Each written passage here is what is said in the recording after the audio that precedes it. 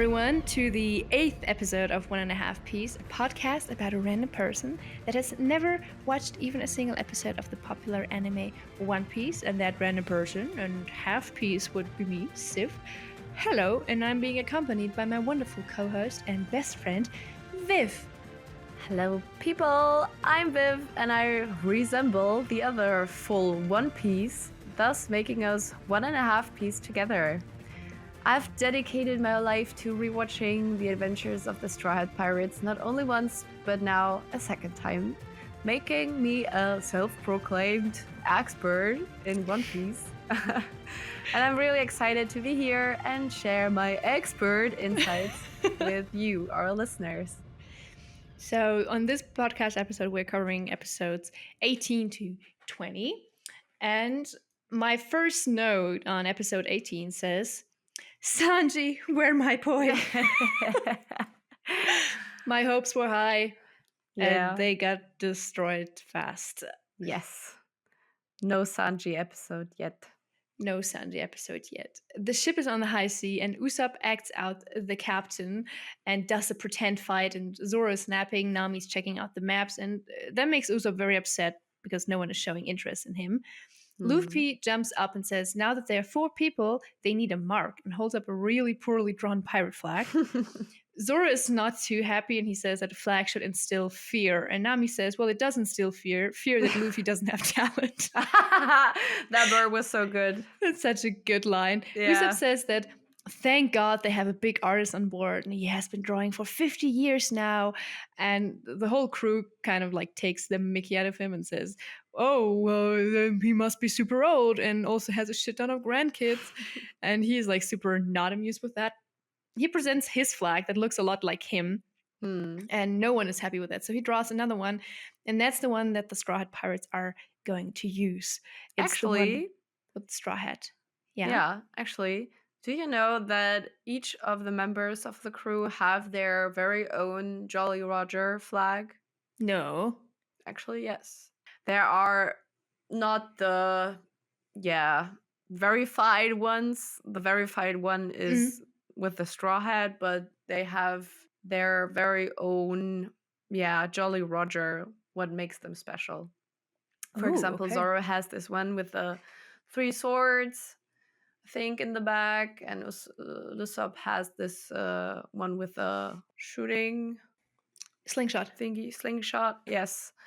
And Nami, for example, has one with oranges, since in her village there are oranges. Yeah, that's crazy. I can show you sometime.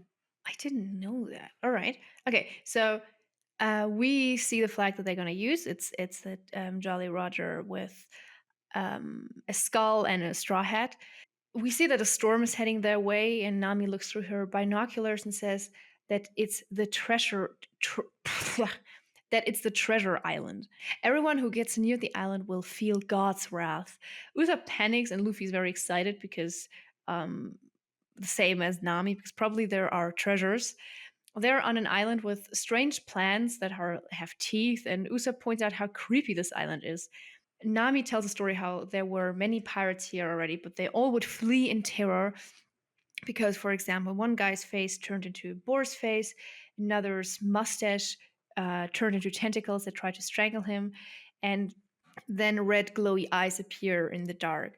Zoro lies down to sleep, and everyone wonders how he can sleep here. And a snake with a rabbit head hisses at Luffy. Usopp gets a drip of something on the back, and he scares himself crapless. And Nami tells him not to scare her by getting scared. Usopp pretends then to dance, like he didn't get scared, and a weird thing licks his hand. He, for some reason, thinks it's Luffy. Can we quickly talk about that? Why? Why would he assume Luffy's licking his hand? I really don't know. It's probably because it's possible for Luffy, but I really don't know. I guess. But it's another strange animal, and a voice from above yells for them to leave and says that he is the god of this island. But Nami starts questioning his godliness. Luffy considers the god weird, and the god gets angry. Luffy then picks up a pig with a lion's mane that bites his face and stretches the face out. And the god says, "What are you?" Luffy tells him that he ate a devil fruit, and the god answers that he heard of them when he used to be a pirate. Nami gets suspicious with that phrase and asks, "When you used to be a pirate?" And the voice corrects itself and says, super unconvincingly, he's not reminiscing of olden times, and of course he's never been a pirate. And suddenly spears start shooting at them. They weirdly enough don't hit Zoro, who's still sleeping. And a boulder hits Luffy on the Yeah. head. The god seems to be hiding in a bush, and he then tries to shoot at Luffy with a gun, which That's is so wild. crazy. Holy shit. I wonder if they canceled that out in American TV kids show. Oh yeah, they might have. Because they are censoring some other things in this show. For example, Sanji doesn't smoke a cigarette in some Oh yeah, I heard that. series, some episodes. He licks on a lollipop or something else. Which is way more seductive. Yeah. For Sanji. Nami and Usopp start screaming, but the pistol can't hurt Luffy. The bullet just ricochets into his chest and then out of it. They're so lucky that he shot Ruffy. The other ones would be dead by now. Oh yeah, Usopp and Nami would just be dead. The bush is on a chest and has legs, and when the sun comes out, they see his face. It's a man that's stuck in a chest. He demands to be stood up again because he's being held. And then he tries to run away as soon as they do. But Luffy grabs him and then flies after him like slingshot. They both fall down the cliff, but Luffy holds onto a branch and catapults themselves up again. Nami takes care of the weird dude. And a weird animal starts licking the dude's face. The crew says that they've never seen someone stuck in a chest. And the man yells at them and he says he's 20 years in this chest and it's his life. Usopp opens a thermos in the background out of his purse, sips tea and asks, You've been all alone for 20 years? Which apparently my boyfriend told me is a big meme in the community, that Usopp sipping tea in the background out of a thermos. Yeah, you told me last week and I have never noticed that. Apparently there's even a Twitter account that only posts Usopp drinking tea. That's so crazy. Why did I miss this? No, maybe you need to check Twitter right now for Usopp sipping tea out of a thermos. Yeah. I mean, I don't know. I didn't check it. Maybe he was bullshitting me, but I don't think so. I don't think so. The dude says, can't they tell by his beard and hair and even his eyebrows grew together that he's been here for 20 years? Zoro arrives after his nap and grabs Usopp's tea and opens his eyes. He then notices the dude in the chest. Zoro and Luffy try by brute force to pull him out of the chest by tugging on his upper jaw, possibly dislocating it. The dude yells out that the dude yells out that because of the lack of exercise, the treasure fits together with his body now, and he would fall apart if they would remove the chest. He then says that this crew seems different from the other pirates that were here. And Luffy introduces himself and says he's going to be king of pirates. Of course, we've heard that like 20 times by now. By finding the One Piece, and the dude says that the Grand Line is hell and no one came back alive. He's only seen people once that escaped, and they all looked dead inside. Dead and lifeless. Dead and lifeless. Yeah. And on top of that, the rumor about this One Piece spreads new rumors. So you kind of don't know what's true and what not. But this is crazy because we already know that people from the Grand Line don't come back. They would not survive the Grand Line. And now we hear there are survivors coming back, but they are actually zombies. Well, yeah, they're kind of as if they gotten the Dementor's kiss. They're just soulless. What do you call it? Yeah, they're soulless corpse in a way. Yes. Wandering around. Only later learn it, but the man's name is Gaimon. Yeah. Right? Right. Yeah. And he and Luffy are looking at a map and both realize that they can't read it. Gaimon then says that Luffy looks a lot like him and he also was this ambitious 20 years ago. Yeah, but then he gets stuck in a box. Yeah. He and his fellow pirates landed on this island and 200 men have been searching for a month and they only found empty chests. Mm. They were about to leave, but Gaimon saw one pillar that they didn't look on yet, and he didn't. He did, in fact, find a treasure, and he started yelling for his colleagues. But while yelling, he slips off the pillar and falls and lands right in one of the treasure chests that was empty. By the time he reaches the shore, the crew has already left. He surely gets happy, like shortly after that, he gets happy because now he knows that the treasure is his now. But with the form he was in, he couldn't climb up anymore. He would be friends with Small Buggy, I wrote down. Yeah. Then my boyfriend added that his eyebrows were already grown together even back then, and that he was lying. Should I spoiler you in some sort of way? I don't know. Okay, just a minor spoiler. We see Gaimon again. Oh, I think you said that last time, right? I'm sorry for spoilering, but yeah, you would be. Just remember what you just said about Gaimon and everything that whole episode was about. Okay. I mean, just remember. I remember we talked about whether this was a filler episode, and then you said it's not because you believe that it's not. Gaimon is coming back later. Yeah, he's a not crucial, but he is one of the characters you should remember at some point. Probably. Because he's like really unique too. He's been unique. Stuck in a box. He is the treasure dream chest. for every chiropractor. Is he the dream? That's a patient you can make coin off. Oh yeah, true. So we see that Gaimon says that it's his treasure, and he's not going to share it. But Luffy assures him that they're not interested in it. He'll just help him get it. They get carried to the treasure on some weird cow-turtle hybrid, and Gaimon says that he hasn't been by the pillar in a while. Luffy does a gum rocket to get on the pillar and finds 6 treasure chests, to which I asked, why didn't he just pick Gaimon up there as well? But I guess. I don't know. Gaimon asks for the treasures to be pushed down, but Luffy refuses. Nami and Usopp plead with him and say, like, oh, you can't do that now, like, don't do this. And Zoro squints knowingly. Gaimon says that Luffy is a great guy, and he had already had the suspicion that the chests were empty. Luffy agrees and says, yeah, the chests were empty. Gaimon goes on this long monologue how being a pirate can be so ungrateful, and Luffy starts cheering him on again and invites him onto his crew to search for the One Piece.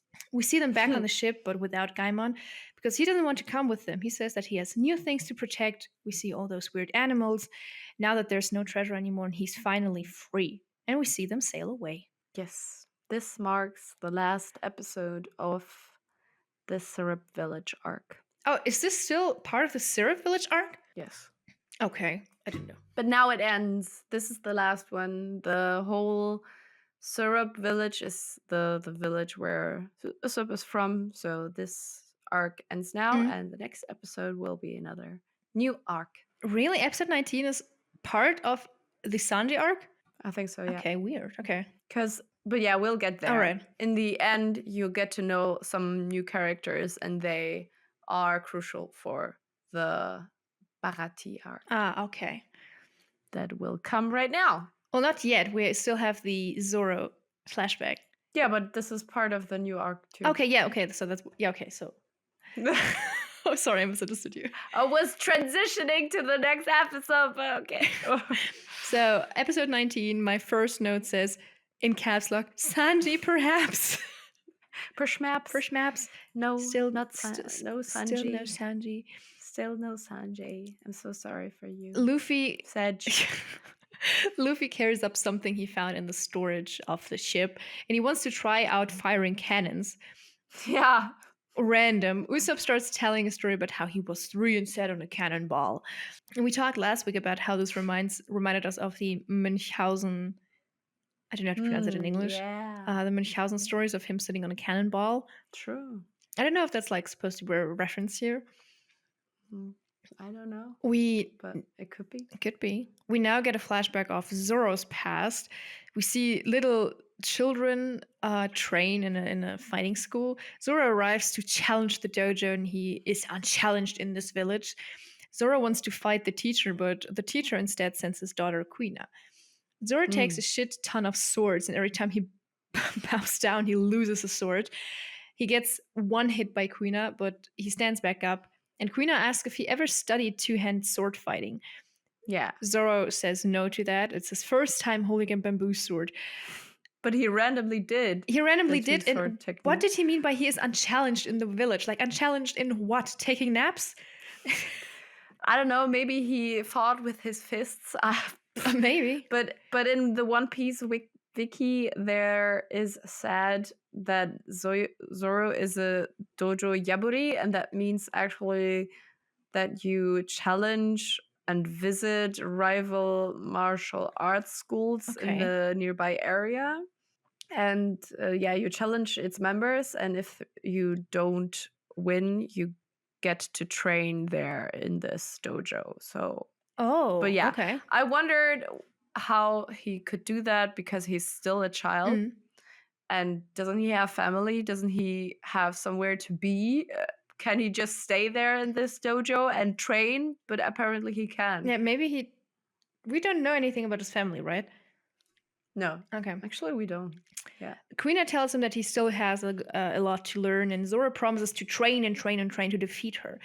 Kuina says that that day will never come. We then see a montage of him training over the seasons, and he still gets bested by Kuina.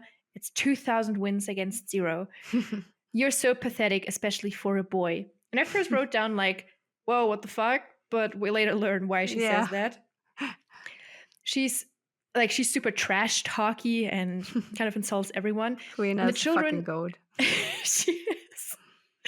The children that are also in the school confront the teacher whether he's giving her secret training because she is his daughter, and he says, well, no, Zoro just has grown stronger, but so has Kuina.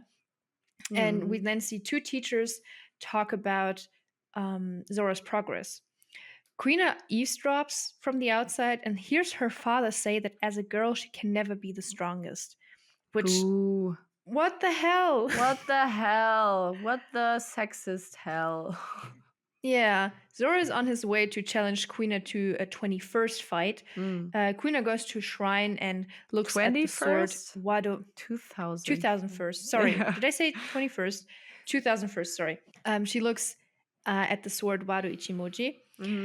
We then see how Zoro and Kuina face each other, and Zoro has 2 swords, she has 1. They now fight with real weapons, which is super dangerous for kids. Yeah. Kuina notices that the 2 swords are heavy and they require more energy.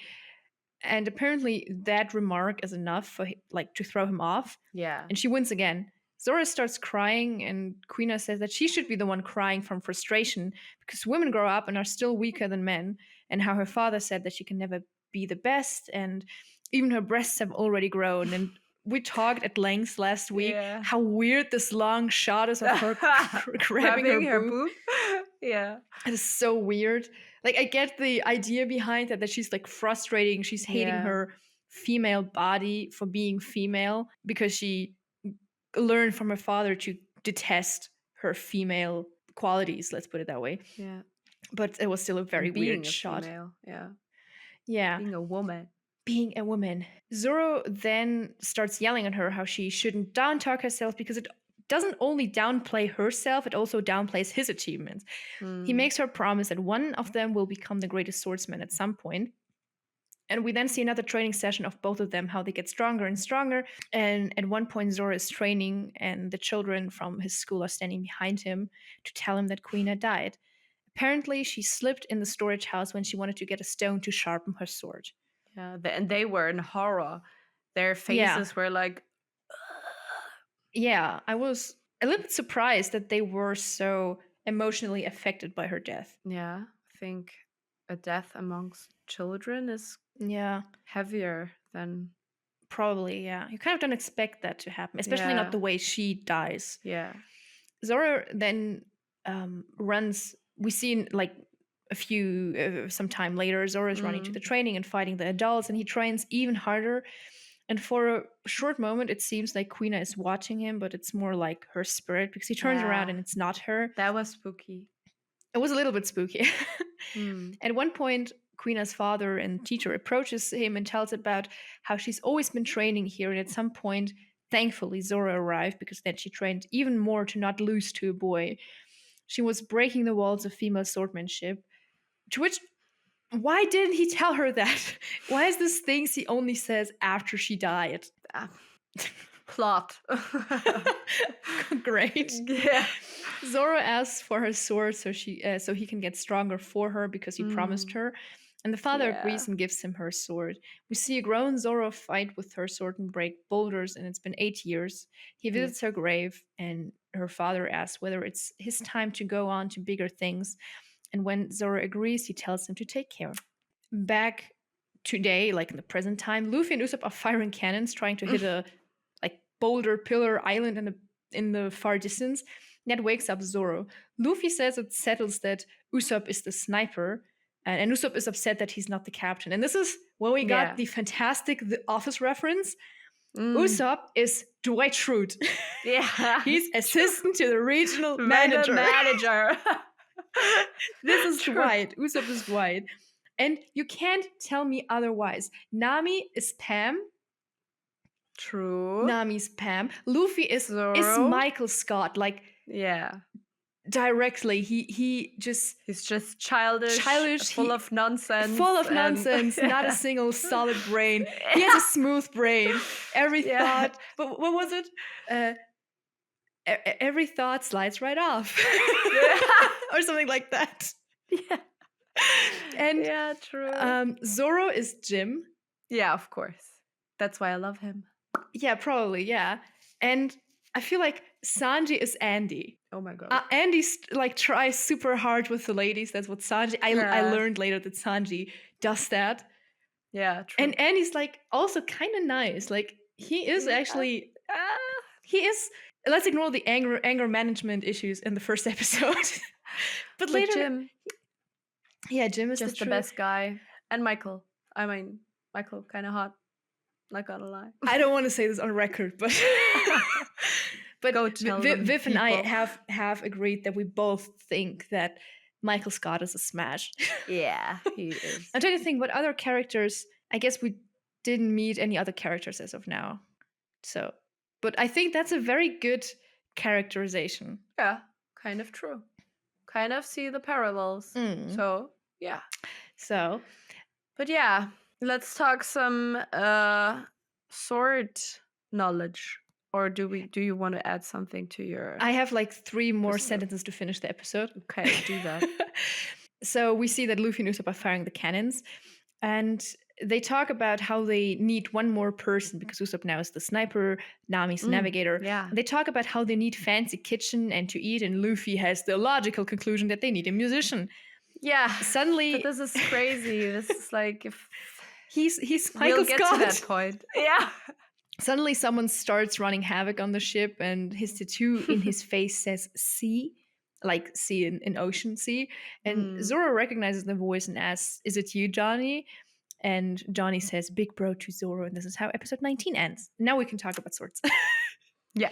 This episode is great material for a bit of trivia background information concerning swords, actually, because this is the whole backstory of Zoro, like you put it. And yeah, let's talk about swords. So, Wado Ichimonji is the sword you mentioned earlier. And this is actually Queen's or her father's, which is called... He's called Koshiro. Yeah. And it's probably his sword, not Queen's. But yeah. And this is a special sword. It's really famous sword. And we get to know through some trivia knowledge or later on that it is one of the 21 great swords.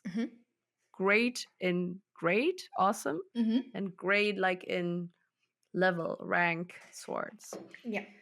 So, and then we need to talk about Meito, because Meito is a term for a blade which has been given a name, like Wado Ichimonji is given a name too, right? So these blades are typically quite famous and powerful and are ranked by the grade of their quality. And that doesn't have to be a sword. It doesn't have to be a sword that it's like It can be any weapon. given a name. Yeah, it can be a club or something else too, like a scythe or really don't know, a spear. And there are currently 4 known ranks of Meito.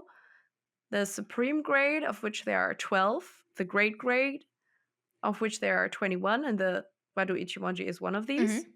The skillful grade, of which there are 50, and grade, of which there is currently an unknown number. This is like the garbage weapons all over the place.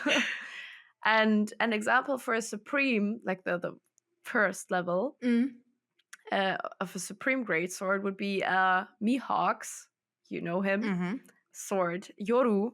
And that means night in Japanese. And this is fucking cool. This is so metal. Oh my god, it's called night. Like night in day and night, not night like in soldier type, middle-aged. No, not middle-aged. Medieval. Medieval, like that. Like every man middle-aged turns into a knight automatically. You just get the sound. Yeah. What do you think about that?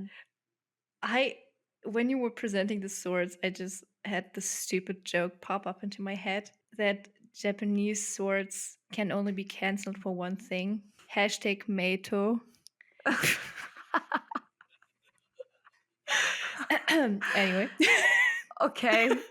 That was the only thought I had. Silky brain. But don't you think it's fucking cool? He literally gets a super awesome, super infamous sword that has a name, and he gets to wield it forever. But like, is it a sword that exists and that they have to pass through? Or is it just like, can you create a sword of that class? You know what I mean? Great question. And I don't know an answer to that right now. But eventually it will be explained, but I really don't know if you can just smith a supreme greatsword, you know? I really don't know. It's probably because of the infamous history of the sword. I don't know. And you need to remember the village too. Shimotsuki village.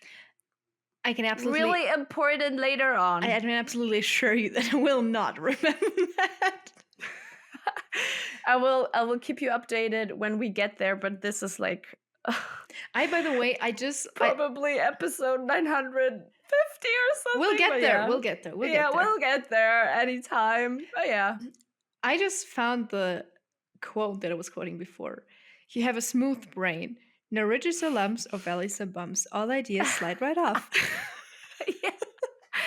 Yeah, this explains Michael Scott and Ruffy really well. That's them. Yeah. So, shall we go on to the last episode? But we need to talk about Queena's death once again. Oh, yeah. I think we talked about this last week, but please go ahead and tell the people how you find her death. You know what it sounded like? You sounded like when a mother scolds their child and goes like, go ahead, tell them what you did. Yeah, go ahead. Tell them what you did last week. So I think it's very sad that Queena's death is so unspectacular and not in a fight. And it feels kind of unfair that she dies like this. Even disregarding that she never had the chance to prove herself, but she dies such an unheroic death. It is very, very upsetting and feels like she was worth more. Mm-hmm. Yeah. So many people back in the days when this episode aired or when the manga came out were like you, and I was like you too, like thinking the same thing. Why is she dying in such a stupid way and not a heroic swordman death or something like that? But actually, I think what Oda tried to tell us by that death is that people just die a certain way, and by any means it can be falling down the stairs. And Yeah, I think what he wants to make Zoro look like is that he puts his life to be tested every day. Mm. And I think Zoro understands through this death that life is fragile in some sort of way and that you should treat your life really carefully. Mhm. But other than that, you should, yeah, just live your life to the fullest and give your fullest, Mm. All right, episode 20? Episode 20. Episode 20. My first note says, Sanji, question mark, exclamation mark, question mark, exclamation mark. Yeah. Please, question mark, exclamation mark. And my first note is your simp arc can begin. The simp arc has begun. Yeah. The first note after that is, are you the nameless wannabe trying to kill my partner? Which is a quote by Johnny. Hmm. And then I wrote down in caps, the title says Sanji. Yeah. We then see someone pour wine into a glass, and they are apparently, those, for as of now, unknown people are sailing to the most wonderful restaurant in the world. We see a marine ship and a dude with metal on his knuckles. And they're going to a restaurant in the ocean. We switch back to Going Merry, and Zoro comes out, and Johnny is surprised that he's on a pirate ship. The other dude is called Yoseku. Yeah. And he's super sick. His teeth are falling out, and his old wounds opened up. And then Johnny tells them and cries how they were on an island. And then a boulder exploded on that island and fell onto them. And it turns out it was the cannonball from Luffy and Usopp. That's so funny. Oh my god. He asks Zoro if Yoseku's gonna die, but Nami asks if they're all stupid. She examines him, and Johnny gets unnecessarily aggressive with her. Nami asks for limes, because apparently he has scurvy. Which they have. Yeah. On the apparently boat. They have a crap ton of limes. And he has scurvy that is caused by vitamin deficiency. And we see how Usopp and Luffy absolutely stuff his face with limes. And he would be dead by then. Yeah, if he wasn't dead by now, he's dead by then. Yeah. Yosuke wakes up, and he and Johnny dance around. They tell everyone that they are the pirate bounty hunter duo. And when they reach to shake Zoro's hand, Yosuke passes out again. And it's because he kind of just overdid it immediately. This is when Luffy notices how important it is to have a cook and have good food and meals. Johnny recommends... Now we get there. We're getting there. Johnny recommends a place, but it's close to the Grand Line. And it also has the hog-eyed dude. To which we also said, another Marvel parallel, Hawkeye. Yeah, true. And there's this weird Hawkeye dude that Zoro is looking for, apparently. So a dude that also has a big bounty on his head. The restaurant is called Baratie. How is it pronounced? Actually, I was thinking my whole life that it's Baratie, and I was calling it Baratie my whole life. But actually, they pronounce it Baratie like you, and it has this accent aigu on the E at the end. So it's actually called Baratie. Okay. Yeah, but... So the restaurant is called... Is better for me. The restaurant is called Baratie. It's an ocean restaurant in the middle of the ocean, and it looks like a huge fish.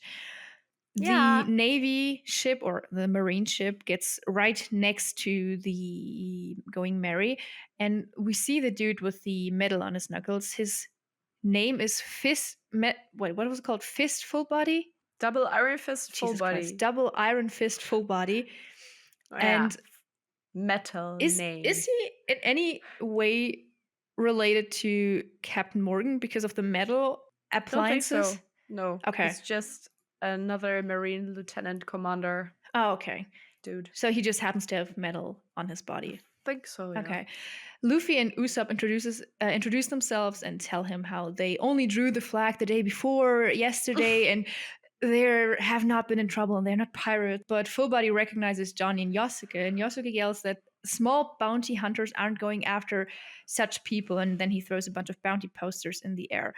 And apparently Full Body gave them big bounty villains to catch, let's put it that way, like criminals.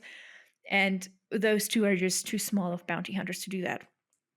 One poster says Arlong, and Nami notices it. Full Body then tells the Marine to sink the ship, and Luffy then does the Gum Gum slingshot to catch the cannonball, but then one hand slips and he hits the Baratie. Yeah, unfortunate. Very unfortunate. We see the kitchen and how the crew is caring for the head chef, Zeph. His team seems to be scared of him, and he has a long mustache that is braided.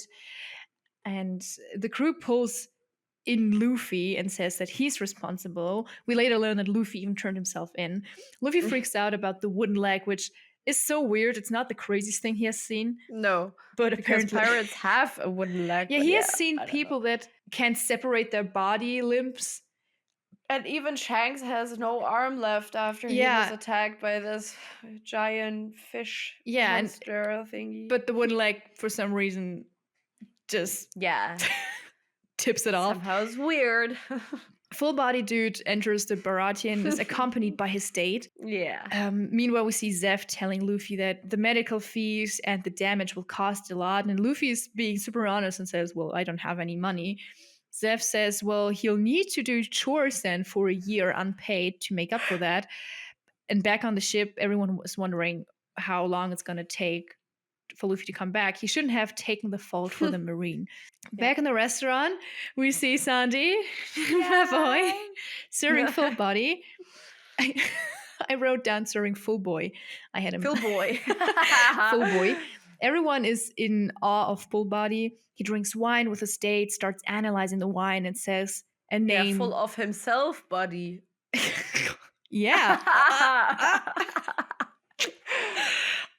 He says a name that says, oh, this must be this and this wine. And Sanji exposes him in front of the entire restaurant and says, well, say the name. I don't have the name. You wrote it down. You don't have the name written down. No, you have it. It is Würzburger Stein.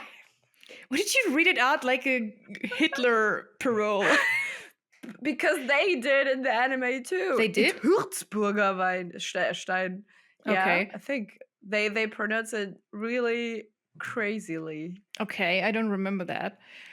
With some really heavy pronunciation emphasis on the it hurts. Whatever, go on. So please. The entire restaurant starts laughing at him, and Sanji says that he's the sous chef because they don't have any waiters anymore. So he's kind of humiliated to be in the position of a waiter. Full Body's also humiliated for different reasons, and he eats his soup. He's confused since he ordered a specific wine with his reservation, so he wanted to show off in front of his date. Yeah. Back in the kitchen, Luffy bargains with Zeph about working less than a year. Zuffy. Zuffy. Zeph beats him up, and Luffy says he can't stay a year. Zeph says otherwise he can leave a leg. To which I thought, could he even be able to saw it off? Because I don't think so. Although no, he does get cut, so I guess. I think he can actually cut his limbs off.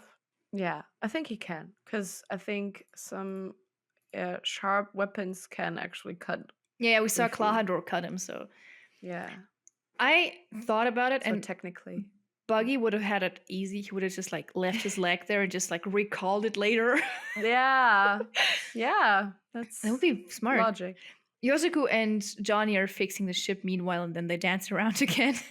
Back in the restaurant, Full Body stomps a bug and throws it in his soup and yells for Sanji and calls him a waiter, which pisses Sanji off again.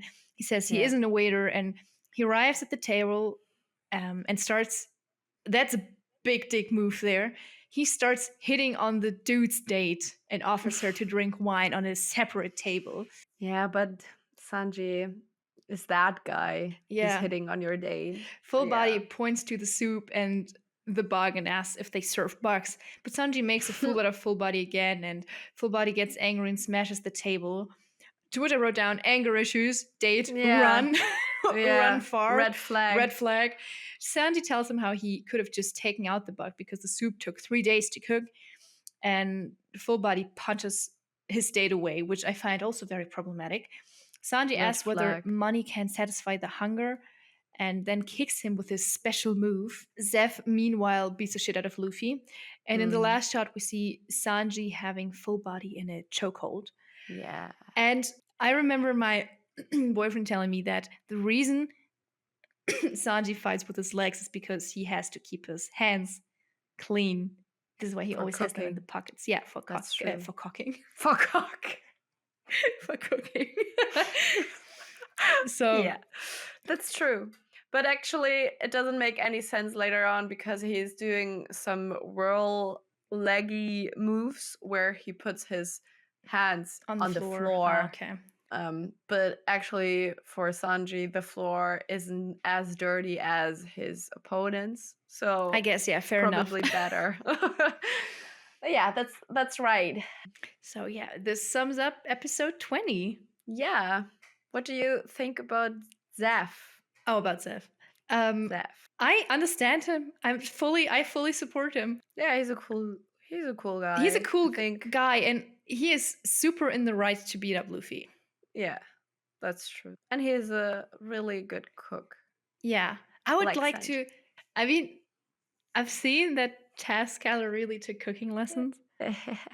I wouldn't mind if you would I wouldn't mind. cook for But me. would you eat a soup from Taz Skylar if there is a bug in it? Yeah. Oh my god. I would eat anything. But actually, Full Body had a point there.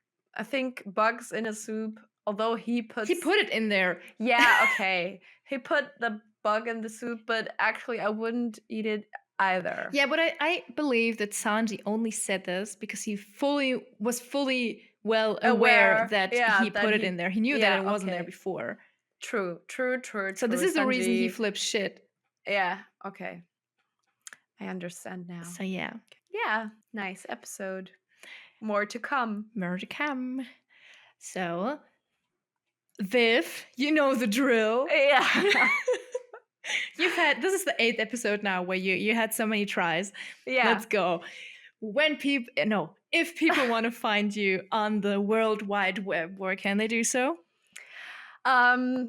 Hello, World Wide Web people. You can find me on Instagram, Twitter, or X, how you may call it, Twitch, and TikTok. And in general, my handle on these platforms is leaves_viv. But except on Instagram, it's leaves.viv. And where can I find you on the World Wide Webs? If people want to find me, they can find me on pretty much every social media platform under the handle Sif to the Rescue. So it's on Twitter, Instagram, Threads, Twitch, but mostly Twitch and Instagram. So thank you everyone for accompanying us on this episode as well as on the others. Thank you for listening, and without further ado, everyone, have an amazing night, morning, day, evening, wherever you are and whenever you're listening. Stay cozy, guys, and don't forget to be kind to yourselves, and we'll hear each other on the next episode of 1.5 Piece. Bye. Bye.